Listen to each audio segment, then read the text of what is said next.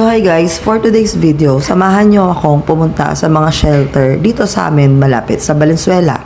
So syempre, dadaan muna tayo sa pinakamalaking mall sa ating lugar, ang SM Valenzuela, na pag dinaanan mo ay 4 hours bago ka makalagpas sa sobrang traffic. Grabe. So today pupunta tayo sa Bahay Pag-asa, sa Bahay Kalinga, at sa Bahay Kanlungan. So explain ko lang sa inyo kung ano yung pinagkaiba ng tatlo. So silang tatlo ay government-run residential care facilities, bahay aruga o shelter ng Valenzuela City para sa iba't ibang grupo o taong nangangailangan ng proteksyon at pangangalaga. Ang Bahay Pag-asa ay isang rehabilitation center para sa mga batang may kaso sa batas, Children in Conflict with the Law o CICL.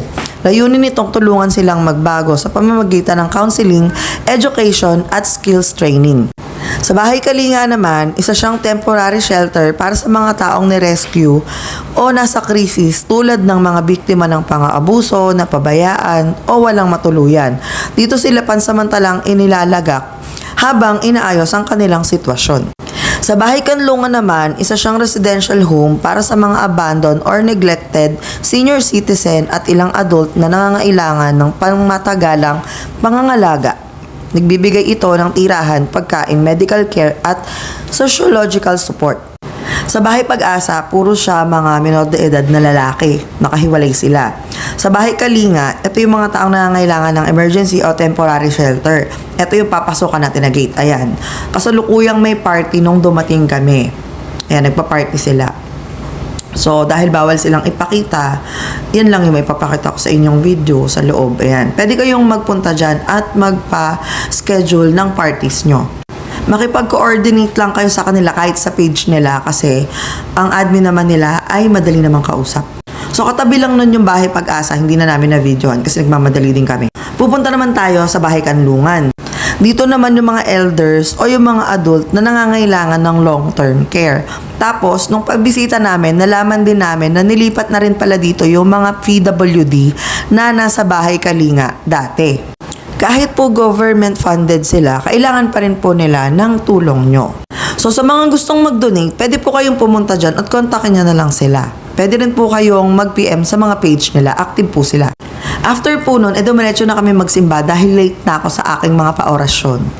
So magsisindi muna ako ng candles dito para masimulan ko yung mga free spell ko dahil nag-donate na rin naman ako. Ba't di ako maglalabas ng free spell nyo, di ba? So yung mga dinodonate po natin monthly, yun po ay ang mga inipon namin na GCash spell. Kaya po, mahalaga po yung GCash spell na inaambag nyo para sa donation. After namin magsimba, ay gagawin ko na yung mga orasyon na binayaran naman ng mga paldo nating mga customer. So, syempre, hindi naman sila magpapa-orasyon kung hindi naman talaga sila pumaldo ng paulit-ulit dyan. Gusto ko lang din i-share sa inyo na araw-araw po, magkakaibang pa-orasyon po ang sinesale natin. Pero, available naman po siya araw-araw sa retail price. So, kung hindi nyo po inabutan ang sale ng paborito nyong pa-orasyon, pwede nyo pa rin siyang i-avail. Pang malakas ang presyo nga lang ng retail price. So baka kasi nagulat kayo dahil ang tagal kong walang video. Wala po kasi ako talagang boses. Ngayon lang ako nagkaroon ng boses. Boses lalaki pa.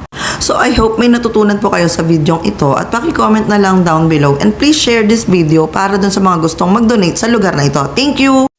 Thank you po ulit sa mga nagdo-donate sa GCash Spell at dun sa mga iba na kahit wala namang GCash Spell ay patuloy na nagdo-donate at nagpapasabay ng pa-donate sa atin kahit hindi na ako nag-a-announce. And thank you din po sa mga nagpapa-orasyon kasi nadadagdagan po namin yung mga pinang-do-donate natin. Hinihikayat ko po kayo na mag-donate ng personal sa mga lugar na ito para ma-experience nyo rin yung saya na na-experience namin pag nagdo-donate kami. Samahan nyo ulit kami sa mga susunod nating video kung saan ko kayo dadalhin sa ating mga donation location para malaman nyo rin kung malapit yon sa area nyo. Okay? Bye!